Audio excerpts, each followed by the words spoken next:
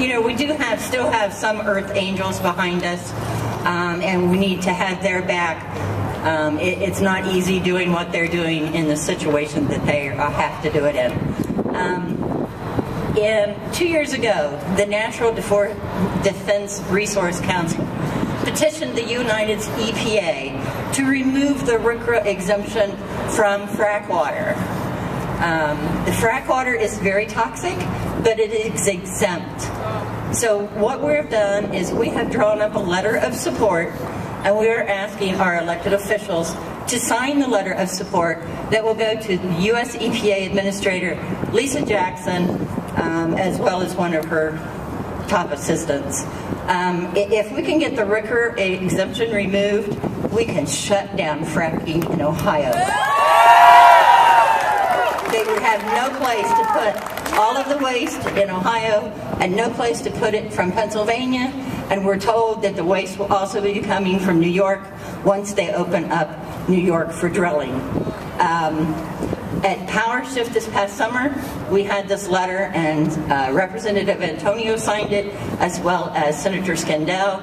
So I'm going to pass these letters out to the elected officials behind me, ask them to please consider signing this letter of support and give them back to me.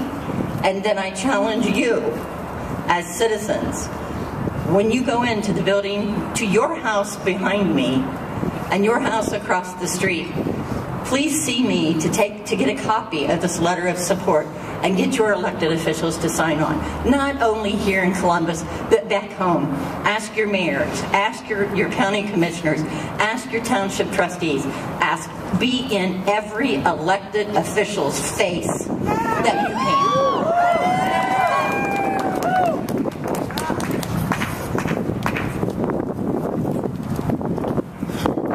Thank you, Teresa.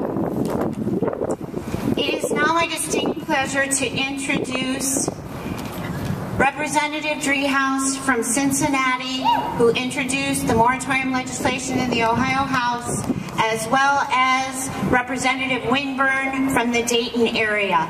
Thank you for your supporting our efforts.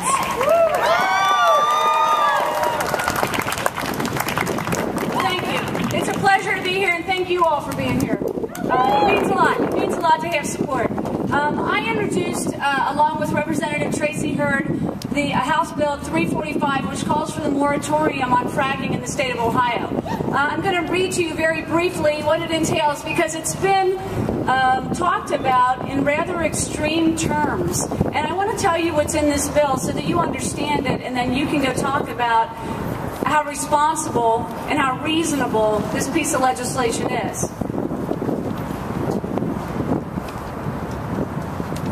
So due to potential environmental hazards and dangers to the surrounding land and drinking water, it is vital that we establish a moratorium on horizontal fracking of oil and gas wells until the United States EPA completes a study on the relationship between hydraulic fracturing and drinking water resources.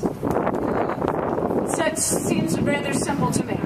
Once the report from that study has been published, we will have a better understanding of how this procedure of fracking affects our drinking water. There are too many questions that still need to be answered regarding our constituent safety. So in essence, what we're asking is that we pause.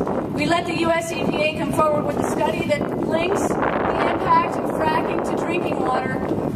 We take that information and then decide whether or not we in Ohio want to continue forward with fracking in Ohio.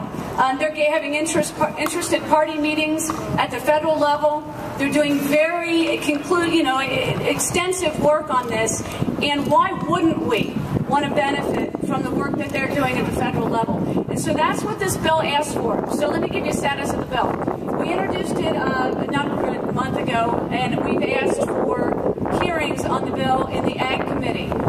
Representative Dave Hall is the chairman of Ag. Representative Hurd and I have both sent him letters asking him to please have a hearing on House Bill 345. Per the House rules, we are entitled to a hearing on House Bill 345. And we expect to get a hearing on House Bill 345 so that we can understand how we can protect the citizens of the state of Ohio.